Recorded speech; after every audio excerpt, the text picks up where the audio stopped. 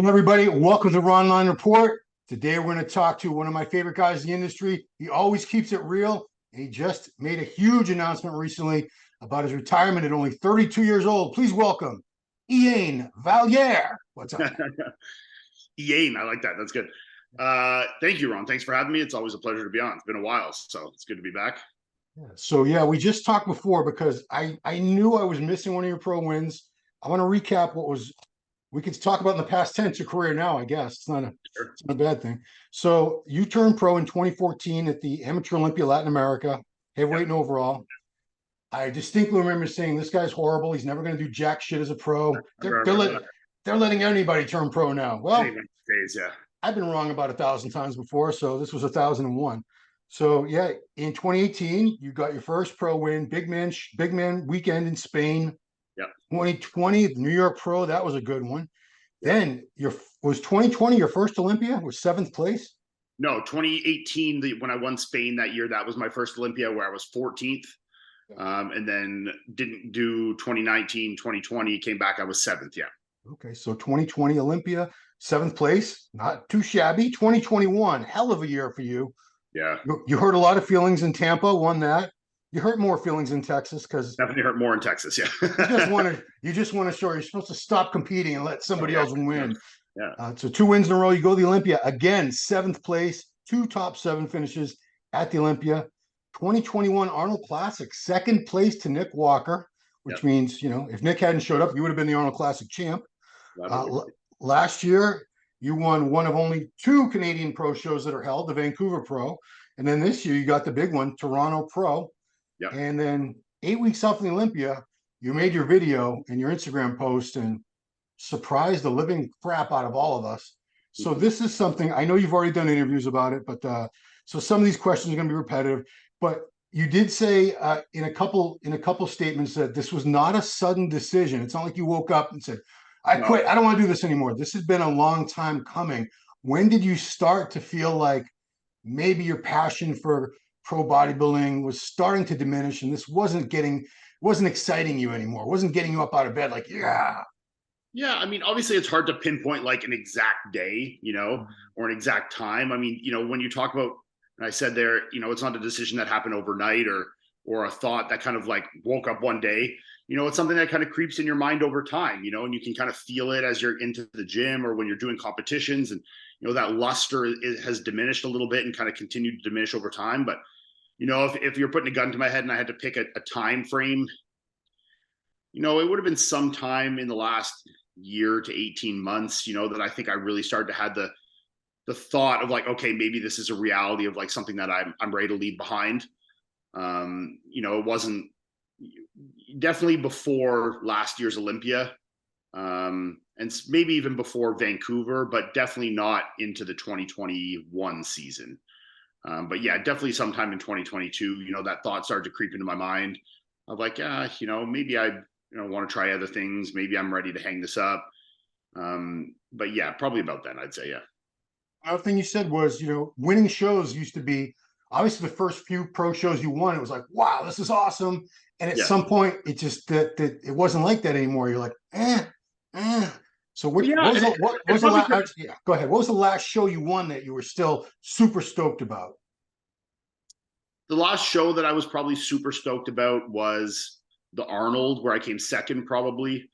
And I want to clarify here, I love bodybuilding. Like I will always love bodybuilding. I'll remain involved in the sport for the rest of my life in some capacity. I'm sure of that.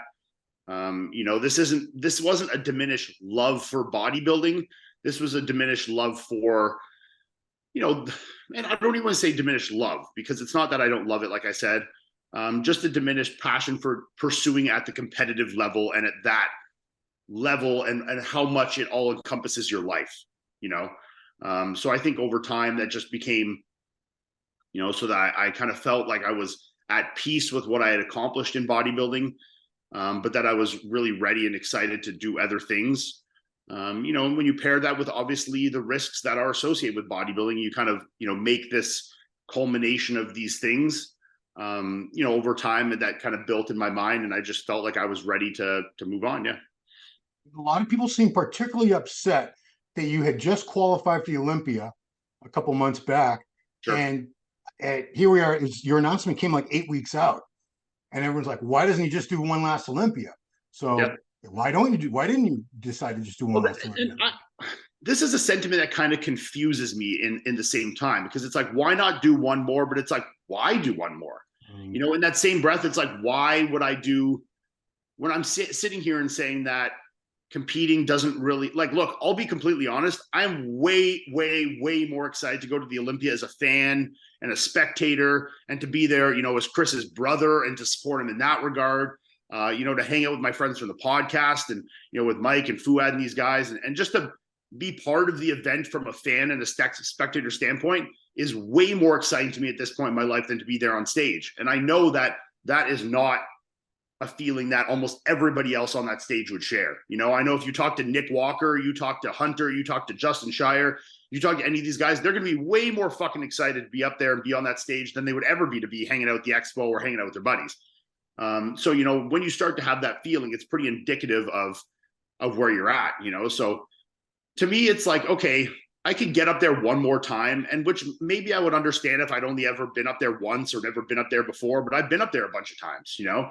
I've been up there, I've placed it, you know, high at the Olympia. I've done it before. One more doesn't really, it's like, why, you know, why go through another 8 weeks or 10 weeks when I really, you know, made the decision, 10, 12 weeks, kind of like made the official decision.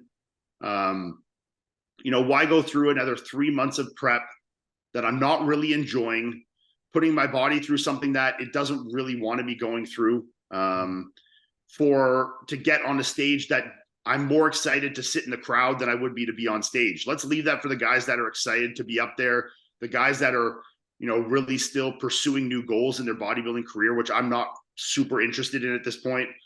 You know, so for me, it felt like I would honestly be doing more of a disservice to the other competitors up there, where I just didn't feel I had the same passion to be on that Olympia stage that they did. Like, let's leave that for the guys that, you know, really truly want to be up there. You know, I've been up there a bunch of times. I don't feel any sense of regret, and I don't believe I will in hindsight, you know, after the Olympia is done, that I didn't get up there. You know, I've been up there a bunch of times. I've done some great things up there, and I'm just excited to be there as a fan, a spectator, and a supporter of all these guys. And, you know, that seems a whole lot more exciting to me at this point in my career, for sure. Yeah. You know, I have to echo some of the things that the conspiracy theories. Sure. People were talking about the nerve damage, which you never did make those shirts like I told you to, but whatever. I know. I got it now. So I did see, you know, last year people were putting up all these progression pictures of your back, and there was a retraction. It was real. But Sure. then I saw that we studied. Dude, people have been studying pictures of your back like the freaking Zapruder film of the Kennedy assassination. Yeah. I saw the lats start, they were starting to come back down where they're supposed to be in the back. Yeah. Did you do something? Was there some therapy, stem cell? Did you do something to fix honestly, that? in my back, I can say that there's definitely no nerve damage of any sort there. I've had it all checked out. There's nothing like that. You know, I think honestly what that was a change of my training, where I was just not hitting certain muscles again. You know, those certain parts of my back weren't being activated. I wasn't training them properly. You know, and I think as I became more aware of that, I tried to make more of an effort to really target certain bits of my lower lats, my erectors. You know, when I got to doing a lot of exercises that weren't core and erector supported, so like getting away from doing bent over exercises that were really engaging that area of my back, and getting more to chest supported movements where you're not engaging those the same. You know, and I think there also became an obsession with targeting like lat all the time that took away from really feeling that lower area in the erectors, which I definitely, you know, I know over time, as I got more focused on that, I could see that area of development starting to come back and starting to fill out. But no, there's no nerve issue there. Nothing like, obviously my calves, yes, there's a nerve issue there. I have a crushing nerve injury in my calves that has obviously killed them to some degree. But in my back, that's not the case. And it's certainly not a reason why I stopped competing. You know, I'm not going to lie. Do I know that my physique has flaws that it didn't have in 2018, 2019, 2020? Sure. But do I also think there's a lot of things that have improved in that time in the same breath? Absolutely. So, you know, I think I could still be competitive for many years to come and win shows and, you know, maybe get a few more Olympia top 10s. But that's just not really what I wanted to spend my time doing at this point in my life, you know? I mean, you don't need me to defend you to the trolls, of course. You can do that very well yourself. But I said, if his physique was really going downhill as fast as you guys say, he wouldn't have won any shows. No, He would have been like second call out or third call out in Toronto. sure. Because a lot of people are pointing to this too. So this is the origin of the pecs. This is Yeah. the insertion. It looked like your insertions were starting to retract a little bit from the sternum. I'm getting way too technical here.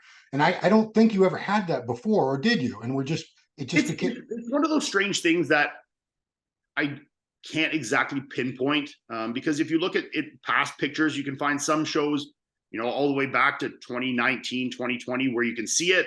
And then there'd be shows in 2021 where you can't. I think there's a level of dehydration, and, where we really push myself in a peak that it becomes more and more apparent. Do I think that there was probably a little more retraction in Toronto this year? Sure.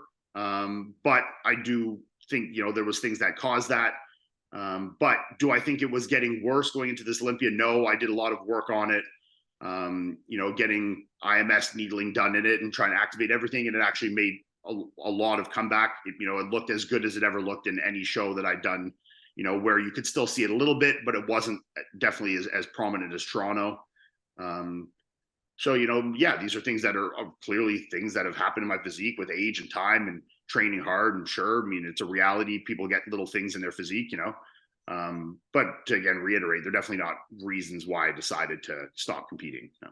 You're a good sport. That was my last dick question, I promise. So not a dick question. I mean, it's a fair question. I mean, obviously I can completely understand when, you see someone that looks like they're, only 32 years old, which I think needs to be prefaced with the fact that I've been pro for a decade and I've been competing for 15 years. I've been training for over 20, wow. So it's easy to say it's like he's only 32, but it's like, well, if you have someone that started competing at 25, which is very normal, that's competing till you're 40, so my career just kind of started earlier. And I think when you look at the crop of guys competing, you're not seeing many guys that were, I was winning junior national titles when I was 18, 19.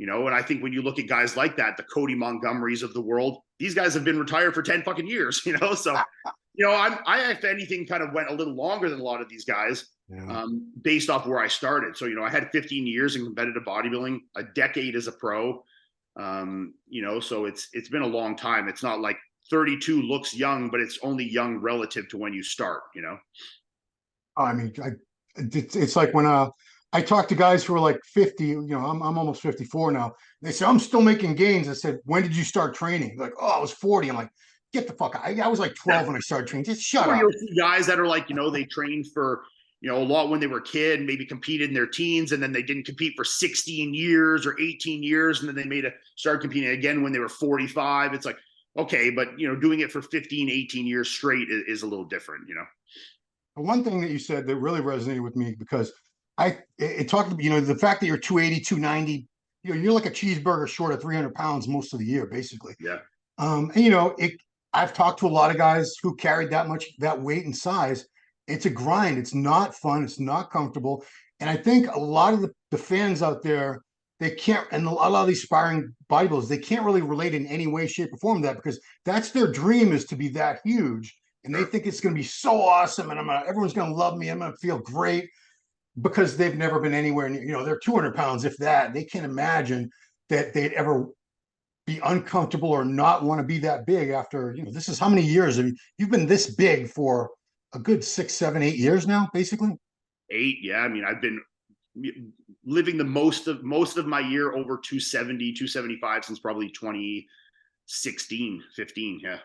So, give these guys, I always say, be careful what you wish for. Give these guys a little glimpse into some of the downsides that come along with being a 280-pound human being. Yeah, look, I mean, obviously everything is with purpose. And at that time of my life, and right until recently, being one of the best bodybuilders was my goal. And that's what you need to do to be one of the best bodybuilders in the world. There's guys are humongous now. You look at the size of these guys like Samson and Nick, and, you need to push the envelopes of size to compete with these guys. And I was absolutely happy and willing to do that.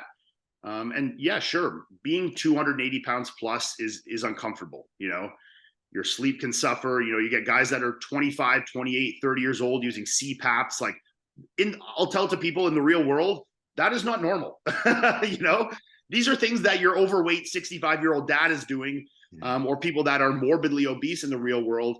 My friends that are 32 years old and in normal shape are absolutely not using CPAPs. You know, this is something that is exclusive to the bodybuilding world in many ways. And, you know, these are not normal things and normal problems to have as a human being at that kind of age, you know, and it's just the amount of food. Look, these things are uncomfortable, and eating a lot of food is uncomfortable. The sleep change is uncomfortable. But they're not awful. You know, I don't look back at it and be like, man, that sucked so much. I enjoyed my time in bodybuilding, you know? Yeah. I enjoyed being big because it was with purpose. It was just really when it came to a point where, you know, I've been doing it a long time. And as you get older, your thoughts of mortality become a lot more present in your mind. I'm sure you've experienced as you've got older. When you're 25, you don't give a flying fuck. You're like, I'm going to live forever. This shit ain't touching me. My blood work is perfect. And it still is.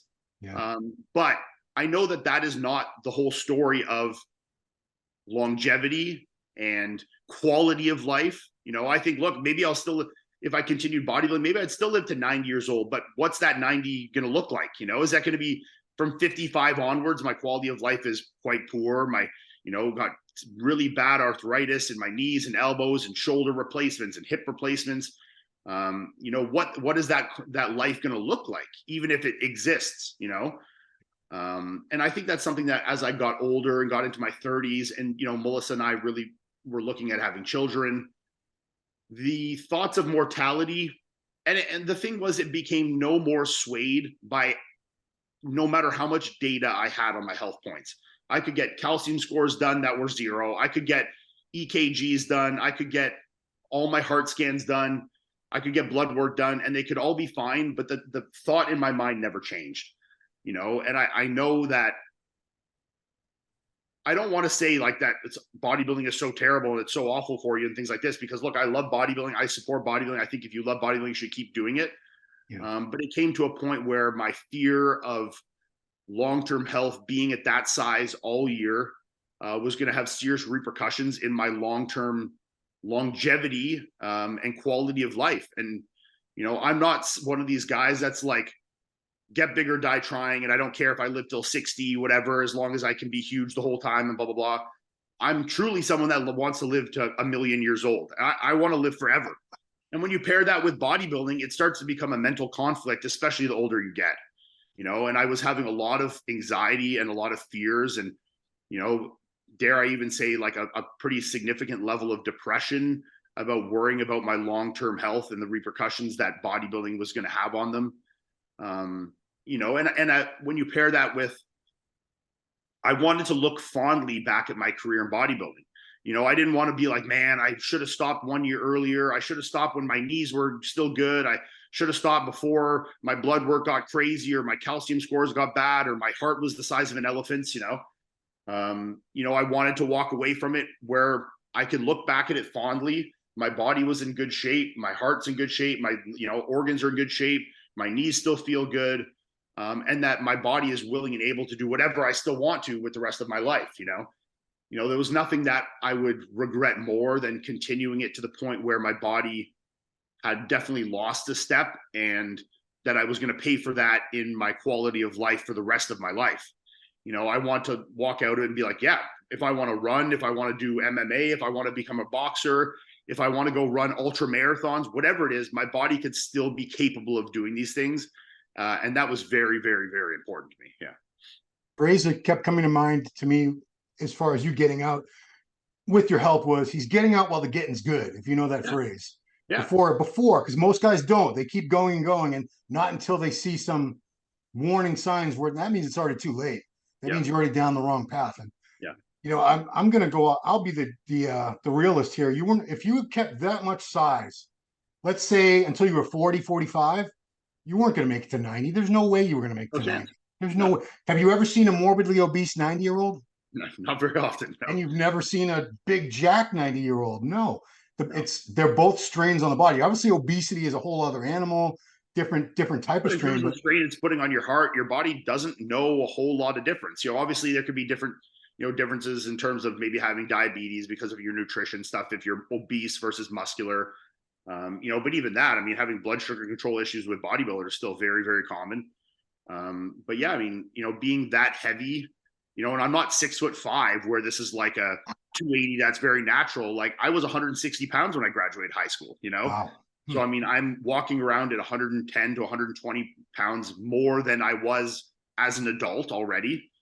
And that gets scary over time, especially for me. I know that not everyone feels the same, and that's completely okay. And if these are things that you're completely willing to be okay with, that there may be long-term repercussions, and you love bodybuilding so much that you're willing to push that through, then I'm not going to sit here and be like, you're stupid, you're going to kill yourself.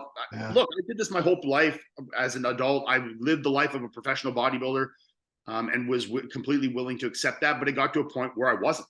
And maybe I came to that earlier than some other guys, and some guys might come to it next year, in 5 years, and 10 years. And that's completely an individual feeling and response, and truly based off your desire to continue bodybuilding and how far you want to go in bodybuilding to be fulfilled, to feeling like you are fulfilled in that journey. But like you said, I think a lot of guys also continue way past when their body and their mind probably should. And I think a lot of that is based out of fear. I think a lot of that is based out of that their identity is created around looking and feeling a certain way. Which was obviously, when I was making this decision, was a fear I had. But I also know that a lot of the people that follow me on Instagram and my friends and my family, they don't give a flying fuck, that they're following me or they love me, in terms of my friends and family, because of who I am and a personality. And I know that a lot of my following on social media is based more off my personality and who I am as a person and how I talk about things in the podcast. My kind of no bullshit attitude. And, I think people are attracted more to that than they are just to me as a bodybuilder, and I think, look, people come and start following people for freaky physiques and crazy lifts and all this kind of stuff, but I don't think they stay for that. I think they stay for personalities that they are attracted to. And I think if you look across in bodybuilding, I think that's pretty uniform with that. If you look at guys that have big consistent followings in bodybuilding, it's not just the guys with freaky physiques, because a lot of guys with freaky physiques are not making a penny in bodybuilding. Where there's some guys with way less impressive physiques that have a good personality, that display it on social media and do good YouTube work, that are able to connect with their fans in a different way. And I think those are the things that are going to carry on for their career even after they stop competing. You hit the nail right on the head there, because I've had this discussion with many people, and I've even been accused of, why are you still trying to be? I was never 280. Don't get me twisted, but why are you still on PEDs? And I struggle. Obviously, I have a mental insecurity issue, or else I think every single one of us does that bodybuilds. There's no doubt about it. Yeah. And I think a lot of the guys who have died prematurely, they could not let go of that size because they felt no one's going to like me anymore. No one's going to respect me anymore. They only like me and they follow me because I'm big freak, Rich Piana. That was his whole persona. God bless the late Boston. He was only 29 years old, Boston. We could go on and on listing names, but you know what I'm saying? I feel like, we won't know until you're a little smaller, but I feel like you'll be okay. Like someone like a Dennis Wolf. Dennis doesn't give a fuck. Dennis looks great. He's very athletic looking. He's a great coach. He's not insecure. I could tell, because I've talked to him many times. Dorian, exactly the same way. Levroni, they don't need that. I think a tough thing, and this was a question I got very commonly about why I've decided to jump into other facets of fitness very quickly. And I think that is because there's that. I was very aware that there is a lot of identity attached to that. But I also wanted to dump that energy and dump that, that competitive energy and that training energy I have for bodybuilding into something else that coincided with a goal of downsizing. So it's like, okay, I want to run. Well, what makes you better running? Being smaller, being lighter.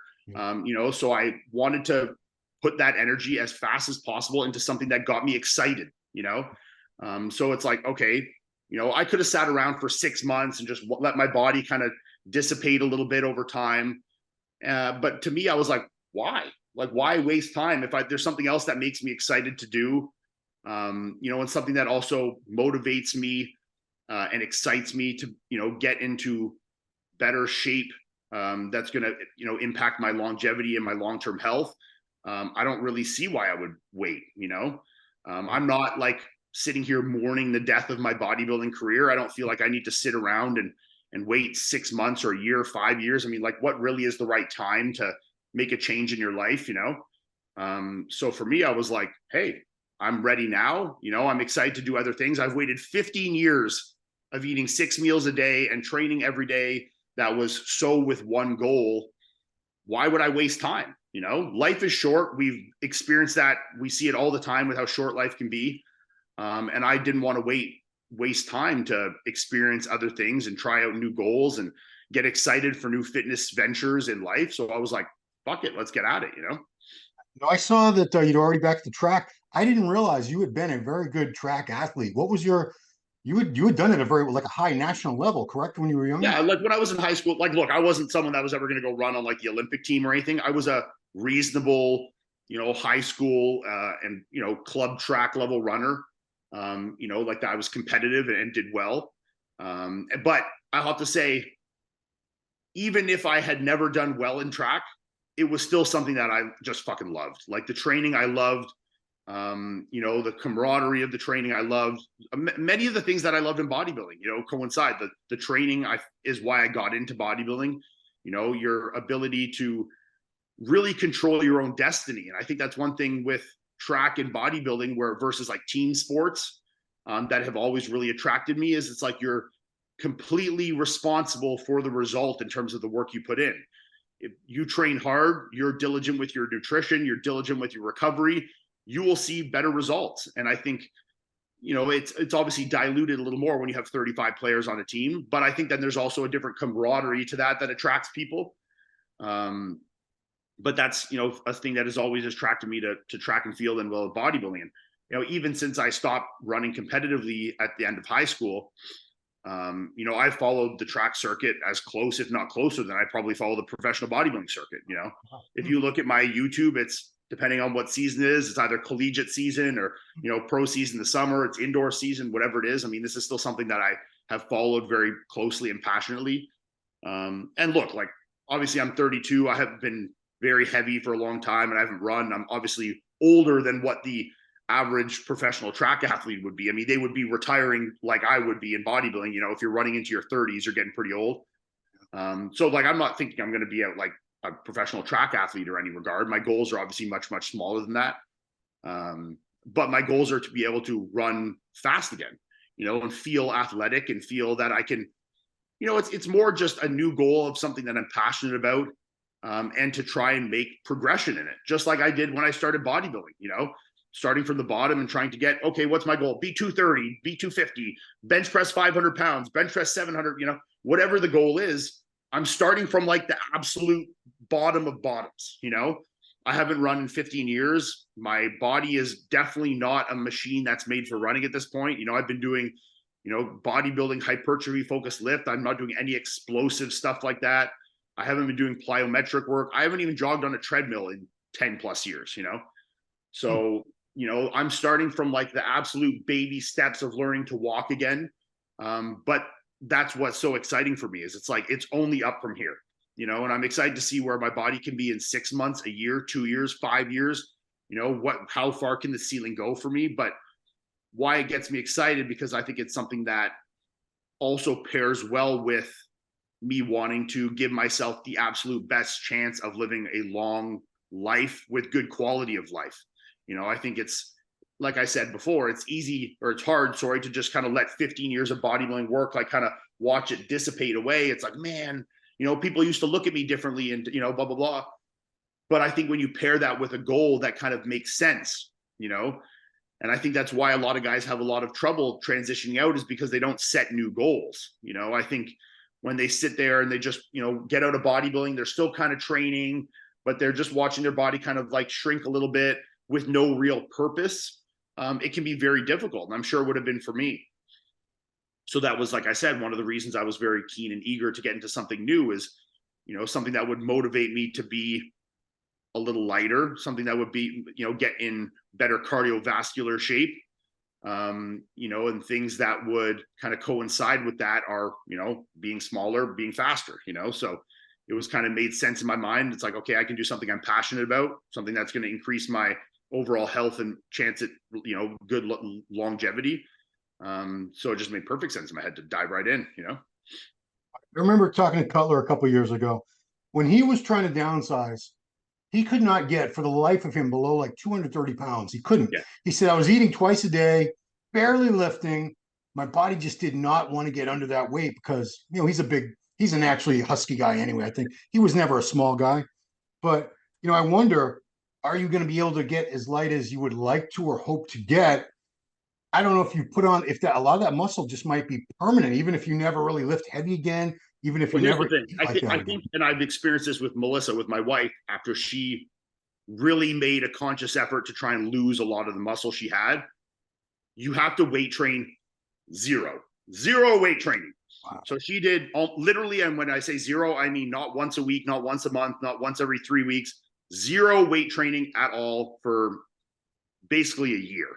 And once she started to do that, you did see a significant amount of atrophy. But even before that, if she was weight training twice a week, once a week, even if it was not even close to failure, even if the volume was really low, just enough stimulation, the muscle didn't want to go anywhere. She looked almost the exact same for 2 or 3 years after she stopped competing, just from a very, very minimal amount. And this is like, I'm talking eating 1,200 calories a day, doing 2 hours of cardio a day.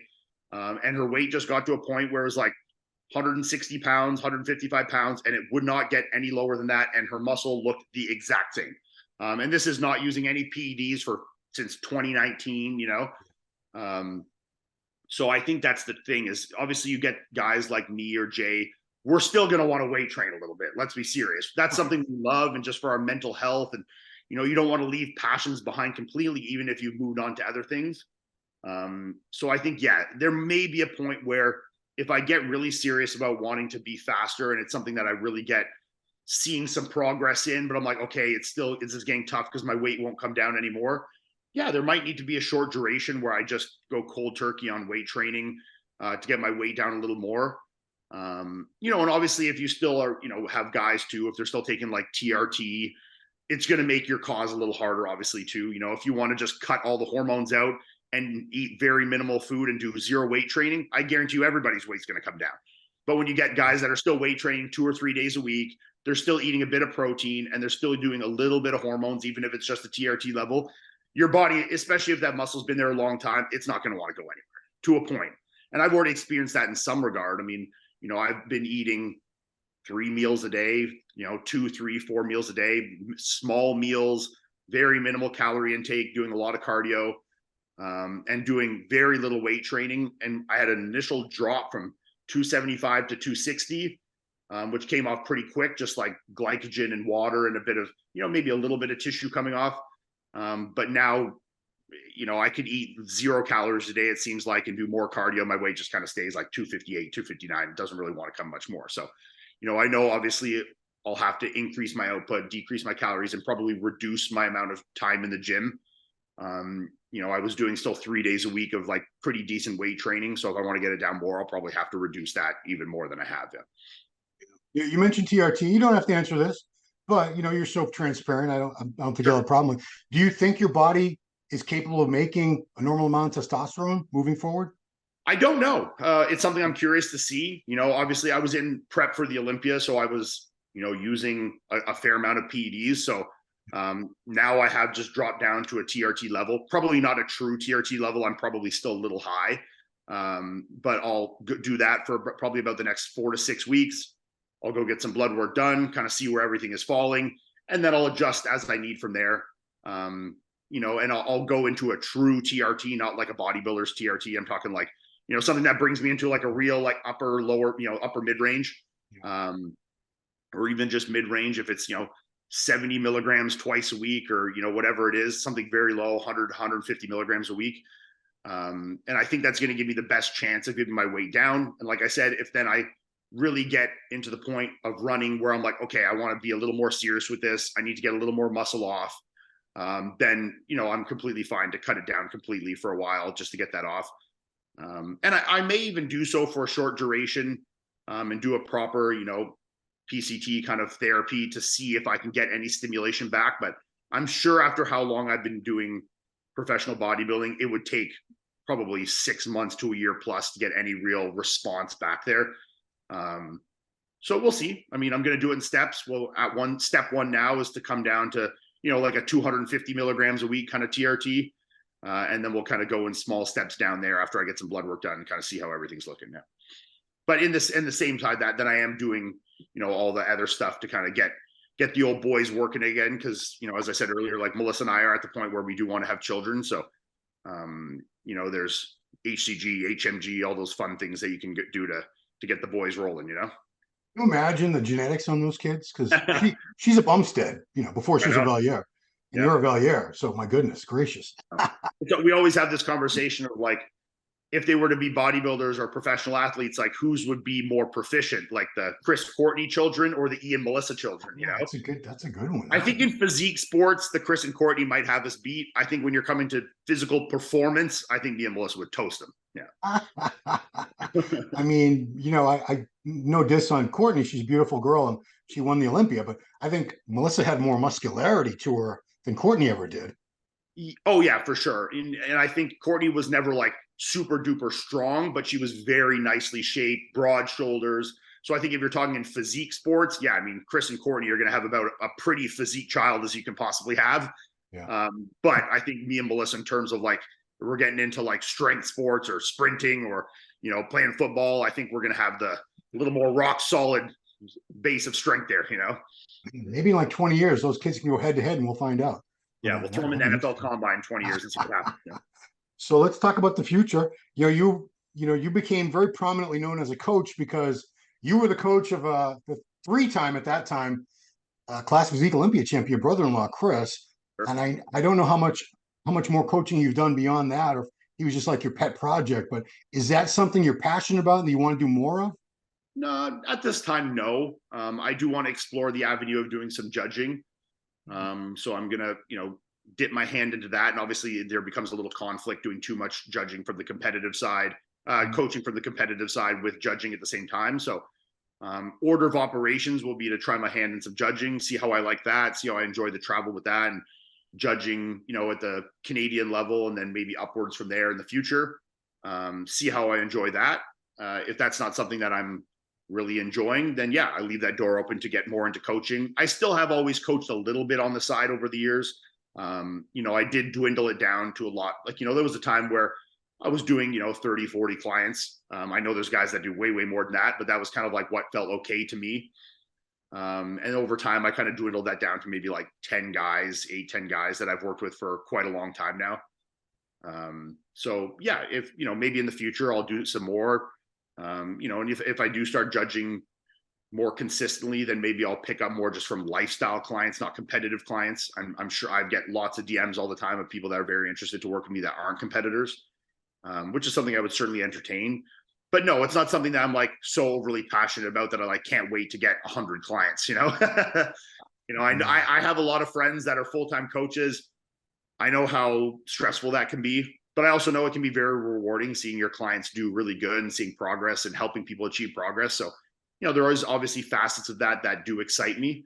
But I've done it before. I haven't judged before. So I want to see how that feels and see how I enjoy it, and, be part of that world for a little bit and see what it feels like. And if it's not, then maybe I'll pick up some more clients and go back to that. But at the time being, that's not my plan. No.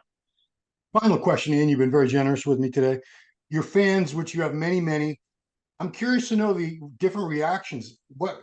Did you get more people that were really upset that you're retiring, or more people that are happy for you that you're doing the right thing for you and you're moving on while you still have so many things going for you and so much to look forward to in life?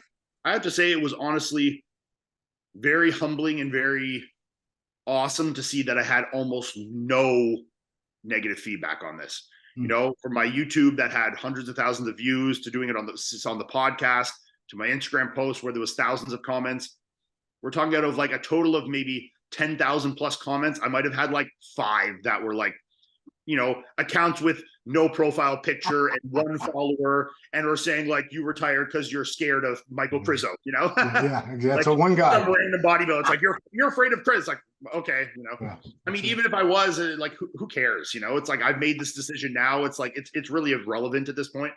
You know, I'm excited to do other things, and but yeah, no, there was really very, very, very little negative commentary at all. Like almost to the point where I would say it was none. You know, wow.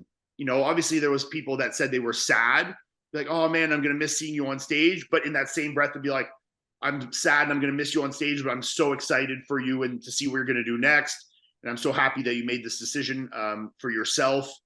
You know, so it was, if there was sadness there, it was also with a mix of congratulations and excitement. So, you know, the feedback, the outpour of support and feedback was more than I ever could have expected. You know, it was, yeah, felt awesome to see how excited people were for me. And it just shows you, for other bodybuilders, you know, that life doesn't just magically end the minute you announce your retirement. You know, it's not like everyone's like, fuck this guy.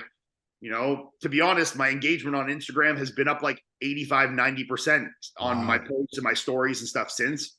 So like, people care, you know, people are excited, you know, when there's someone that they followed and a personality that they enjoy, they're excited to see them try other things. And let's be serious, 99.9% of the people that follow me aren't professional bodybuilders.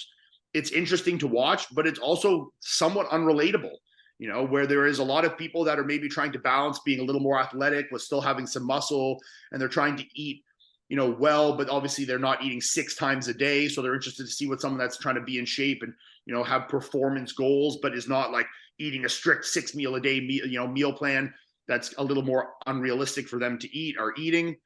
You know, so I think there's a lot of things that are still exciting and, you know, cool to watch from a fan's perspective.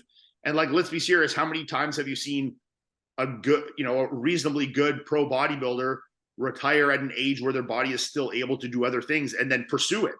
You know, like, how often are you seeing, you know, would you see a, you know, top 10 Olympian retire and then go right and be like, I'm going to try and fight in the UFC, you know?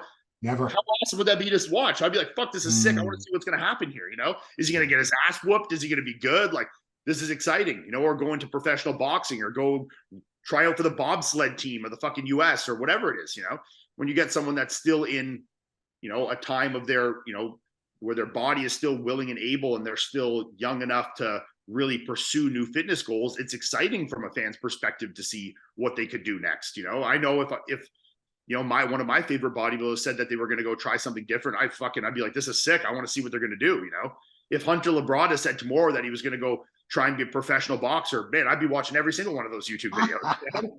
That'd be fucking awesome to see. So, I mean, it's, you know, there's so many things out there in this world. Bodybuilding is amazing, and I'll always be grateful for the life it's given me. You know, it's given me a really awesome life. I've met a ton of people. I've made good money. And it's things I'll always be thankful for. But there are so many other cool things in life to try and to do, you know? And when I've done the same thing for 15 years, I am very excited and optimistic to try all the other cool shit that there is out there to try, you know? So That's great, because that shows me your fans they're true fans. They're not just fans of the physique, and they're not being selfish, like they just want to see that physique over and over again on stage. They're fans of you, Iain Valliere, the person, and they want to see you happy and doing what makes you happy. And, you know, selfish people would be like, no, we stay 300 pounds and keep doing Olympias and keep doing shows. No, so, you know, that tells you that you have a fan base that's genuine. It's not superficial, and they're not going to go away. They're not going anywhere. They'll follow you for another 10 years. It made me think of this as you said it. And it's always a question that, like, I asked myself before I made this decision, and I was trying to think of from other people's point of view, is like, when is the right time to retire from bodybuilding?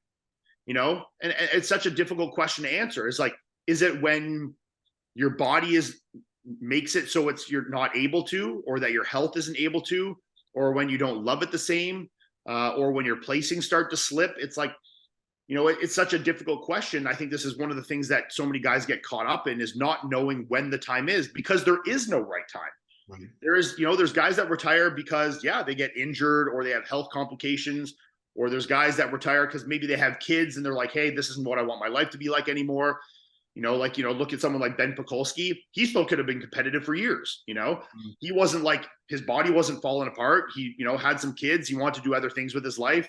He made a great career with himself doing, MI40 and coaching and a whole bunch of other stuff, but he wasn't 55 years old. He was still in his, in his mid 30s, Yeah. And still had probably many years of being competitive ahead of him. But, he decided that he wanted to try other things and be, have a different involvement with his family. And so it's one of those questions that, I ask to the audience. It's like, when is the right time? If you were in my shoes, it's like, when is the right time? When I start coming dead last at Olympias, and then, at that point, then people would be saying, oh, he should have retired 5 years ago. It's like, you can't really win in that conversation, So, I think in my mind, I couldn't be more sure and confident in the decision I made to retire when I can look back at bodybuilding as fondly as I do, and that I still have my health and my mental health and my physical health, and that I can, I'm in a position where I, have a fan base that's still interested to watch me, and watch me try new things.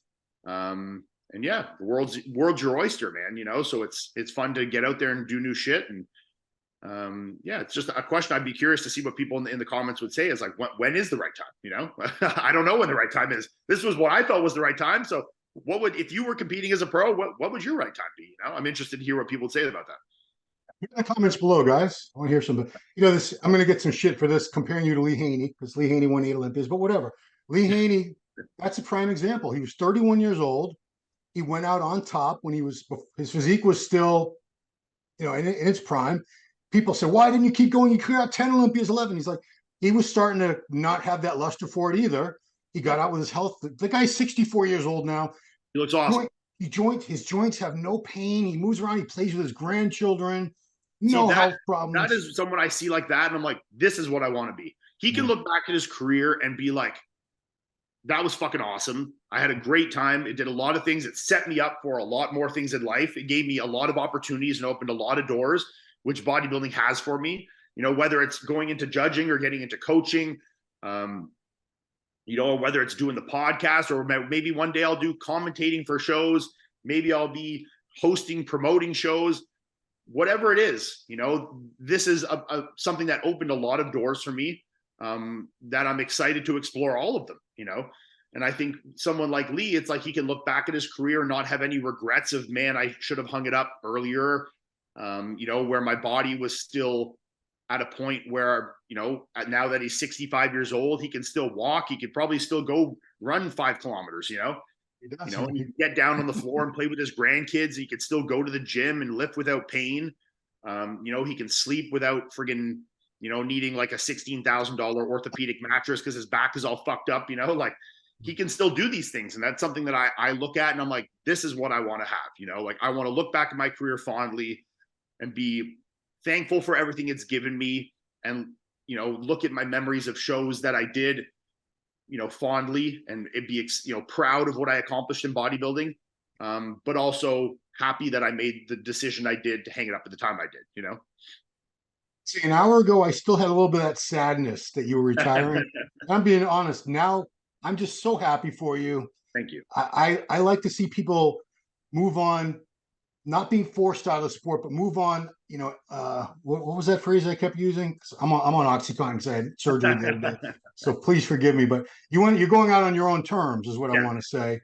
Yes. And, you still have your health, you still have your youth, beautiful wife. It's so many good things and possibilities ahead of you. I'm very excited for you, and I'm very happy for you. So I hope everyone else is too. And I think they are. I really think they are. That's all I felt is love and support. So to thank you to, all the people that have followed me and will, supported me and continue to support me. I mean, it's obviously awesome to see, like we said earlier, it's one of those things that you worry. It's like, am I going to retire and no one's going to care anymore? And I've experienced quite the opposite of that, which is very nice to feel. So yeah, it's a brave new world out there that I'm excited to explore, All right, man.